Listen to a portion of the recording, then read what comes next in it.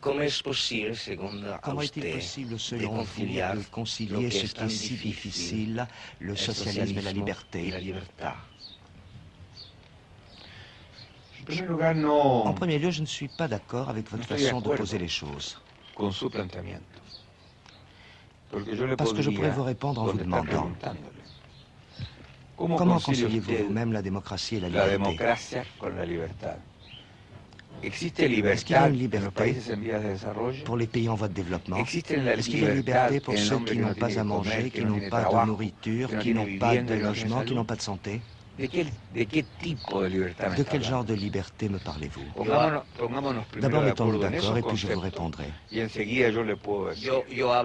Moi, je parle de ces libertés dont vous parlez, vous, à l'unité populaire, de ces libertés dont parlent les démocrates chrétiens, de cuyas hablan los demócratas cristianos en su Congreso, en su Junta Nacional. De estas je parle de ces libertés publiques, públicas, parlementaires, constitucionales chiliennes. Usted piensa que Et je me demande si vous pensez qu'il est possible de concilier ces libertés avec une orientation socialiste de la nation chilienne.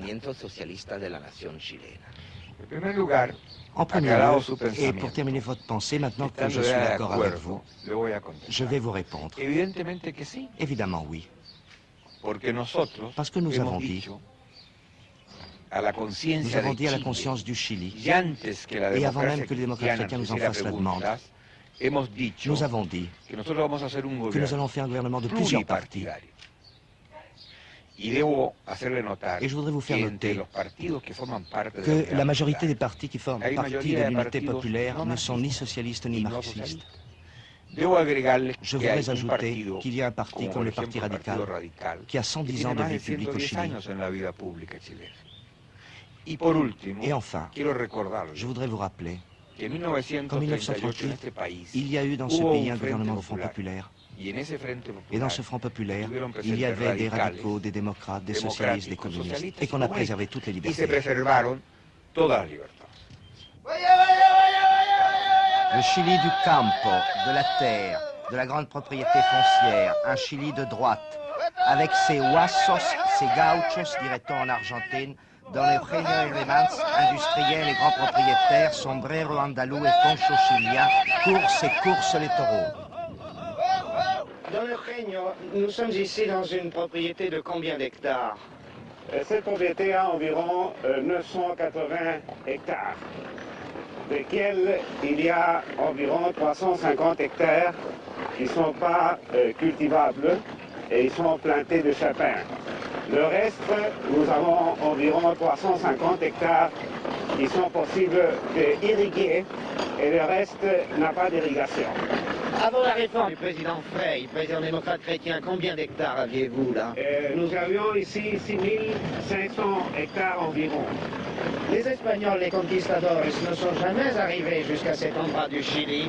Eh bien, ça c'est une chose intéressante. Les Espagnols sont arrivés que il y a 80 ans. Avant ça, c'était le pays des Indiens.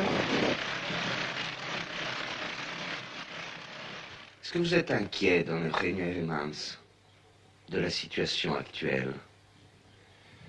Oui, je suis très inquiet parce que le pays fait face à une définition, une des plus graves dans son histoire.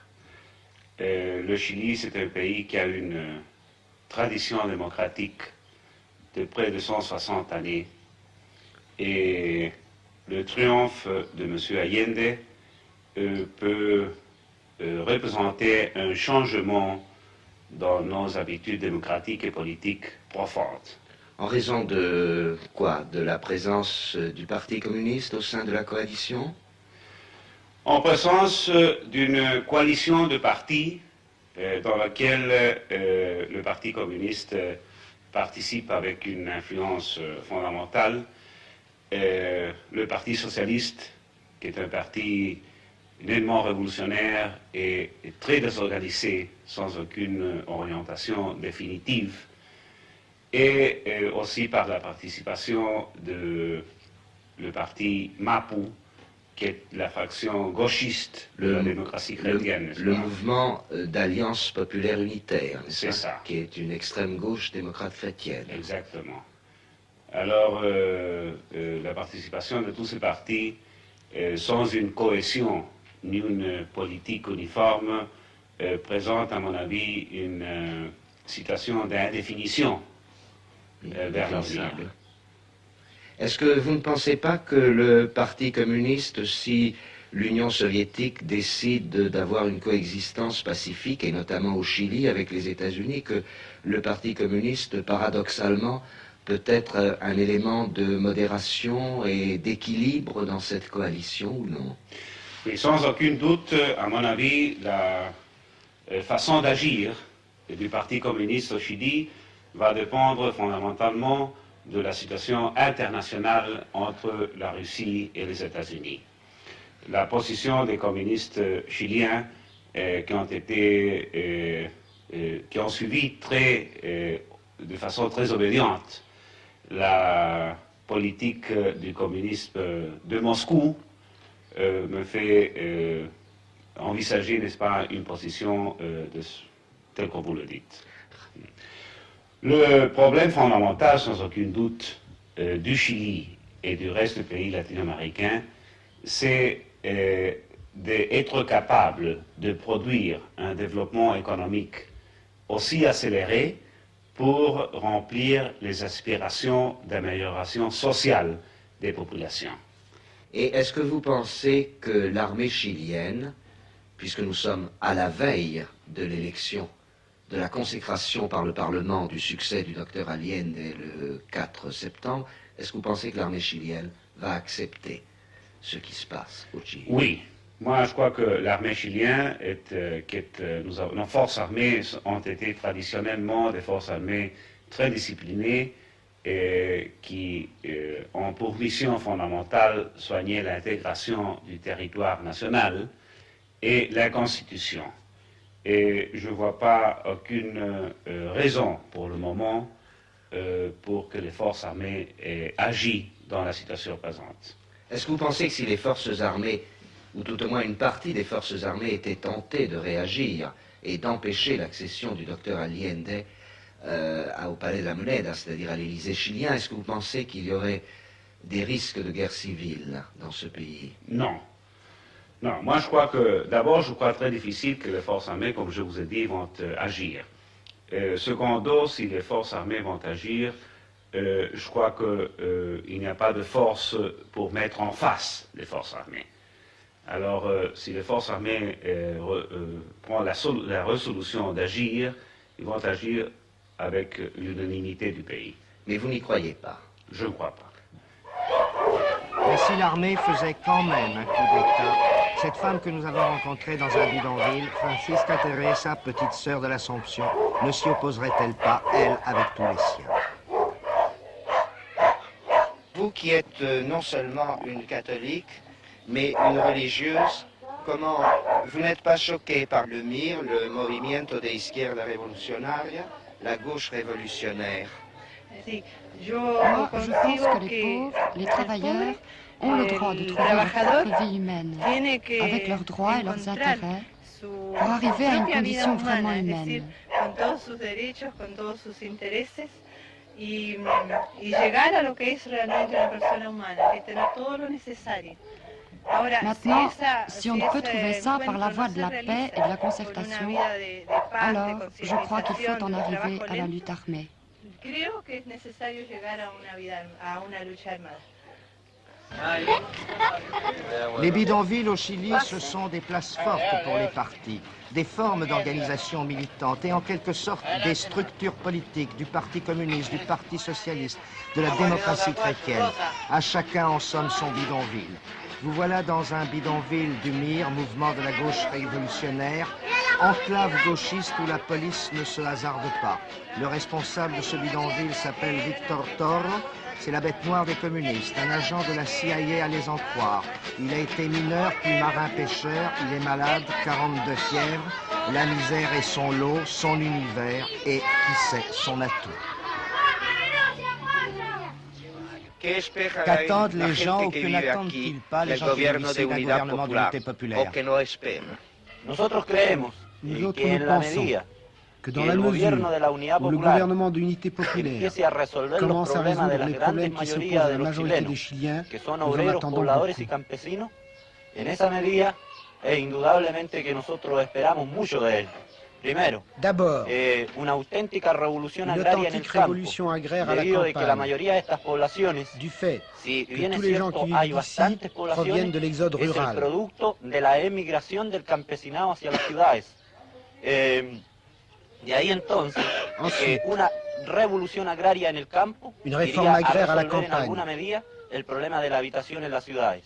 Et résoudre le problème de l'habitation à la ville. Le MIR est l'avant-garde vigilante de l'unité populaire. Le programme de l'unité populaire n'est pas le programme du MIR, c'est un programme d'esprit réformiste. Mais dans la mesure où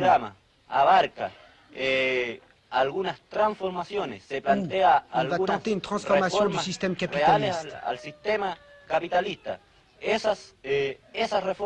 ces réformes, comme la nationalisation du cuivre, la nationalisation des banques, nous l'éperonnerons jusqu'à des ultimes conséquences. Parlons maintenant, si vous le voulez bien, des relations diplomatiques avec Cuba, la Chine, le Vietnam du Nord et la Corée du Nord.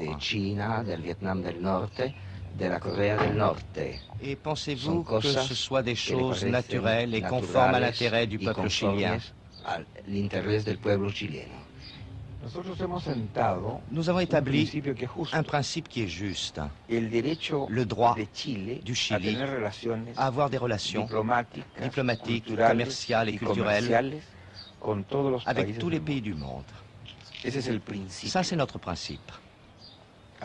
Maintenant, quand établirons-nous ces relations? Au moment où le gouvernement le chilien l'estimera convenable. Et d'autant plus que la Constitution établit que le président de la République, c'est-à-dire moi qui vous parle, qui est responsable direct des politiques étrangères. Est-ce qu'il serait juste, Dr. Allende, de définir la situation actuelle du Chili avec cette formule? Front populaire, oui. Démocratie populaire, non. Oui et non. Et je vais vous expliquer pourquoi. D'abord, parce que nous ne sommes pas à proprement parler un Front populaire. Je vous ai déjà dit qu'il y avait un Front populaire en 1938. Mais la pensée chrétienne n'était pas représentée à l'époque, alors qu'elle l'est actuellement à travers le MAPU. En deuxième lieu, parce que nous n'allons pas chercher des modèles ailleurs. Nous avons trouvé un chemin à nous, le chemin du Chili. En accord avec la réalité chilienne, nous ferons un gouvernement pour le Chili, l'homme du Chili, son histoire, ses traditions, ses coutumes. Et nous ne nous attachons pas à un nom. Il y a des phénomènes inquiétants actuellement au Chili. On assiste à une fuite des capitaux, à un arrêt des investissements, au retrait des caisses d'épargne, et qui sait, votre gouvernement d'unité populaire peut commencer sa vie politique avec des grèves comme par exemple celle de Chuquicamata. Est-ce que ça vous serait possible, Dr. Allende, de concilier la défense de la monnaie avec la satisfaction des revendications ouvrières? Comment voyez-vous les choses? Ce que vous avez dit est exact, malheureusement exact. Malheureusement, il y a de mauvais Chiliens. Malheureusement, il y a des gens qui ne jouent la démocratie que pour la gagner. Et lorsqu'ils perdent, alors ils abandonnent la règle du jeu. Nous avons vu, nous autres, ce qu'est l'antipatrie, qui se cache dans l'homme, qui spécule avec la monnaie, qui emporte ses dollars à l'étranger, qui enlève ses capitaux, qui n'achète plus de matières premières pour les industries, qui incite les gens à courir aux banques, ou à retirer leurs épargnes dans les caisses d'épargne ou les caisses de prêt destinées à la construction. Mais ça, c'est une minorité. Ça, c'est une minorité qui s'emprise à la gorge. Et parmi ceux-là, il y a des criminels qui n'ont pas payé leurs impôts, qui échappent à leurs obligations légales. en ellos juega qué cosa. Et en eux, qu'est-ce qui joue? Le fait de savoir qu'ils vont perdre le pouvoir, ce pouvoir qui les a servi à obtenir des avantages illégaux contre l'intérêt du peuple chilien. Es cierto que vamos a recibir un país C'est sûr que nous allons recevoir un pays endommagé, mais je ne pense pas que l'économie chilienne soit si faible qu'elle n'en est pas pour 15 jours. Además, me imagino que el señor Frey, Et j'imagine que M. presidente Frey, hasta el qui est président de 3 la de République noviembre, jusqu'au 3 novembre, prendra les tomará mesures las medidas nécessaires para defender la economía nacional. pour défendre notre économie. Ahora es Maintenant, cierto también, y se lo reconozco, que Maintenant, va a je ser más reconnais, difícil para nosotros. ça va être très Porque difficile, plus lógicamente difficile pour vamos a nous parce que enfrentar nous por devons la actitud de esta affronter une gente situation un proceso qui a que nunca revêtu une pensamos ampleur iba a producirse en la que amplitud nous que esta n'avions gente pas ha querido. imaginé. Nous n'avions pas Pero imaginé que agrego ces que gens lui donneraient todavía, cette ampleur. algo que es interesante y se conozca en Et ça, Francia. c'est intéressant qu'on le sache La en France. izquierda, La los gauche, obreros, los les campesinos, ouvriers, les los paysans, empleados, los les profesionales, employés, los les técnicos, techniciens, los les intelectuales intellectuels triunfaron en Chile. ont En triomphé la au noche de la Chili. victoria Et la nuit de la se juntaron victoire, 200.000 personas. il y avait 200 000 No personnes hubo dans la un rue. vidrio roto. Il n'y a pas eu No hubo un une vitre de automóvil cassée, destruido. pas une No automobile hubo un d'abîmée. adversario nuestro Pas un seul de nos que adversaires pudiera qui decir ait que pu lo dire qu'on l'ait ofendimos, ni siquiera offensé, de même en palabras. parole. En cambio, los sectores derrotados, Mais en revanche, la les ultraderecha secteurs battus, l'extrême ha droite, tratado de conspirar, a essayé de ha hecho conspirer. todo este Ha sabotaje fait desde tout el ce punto de vista sabotage económico économique. y todavía tiene Et maintenant, elle a mercenarios des mercenaires a pour través placer de des los cuales bombes. coloca bombas.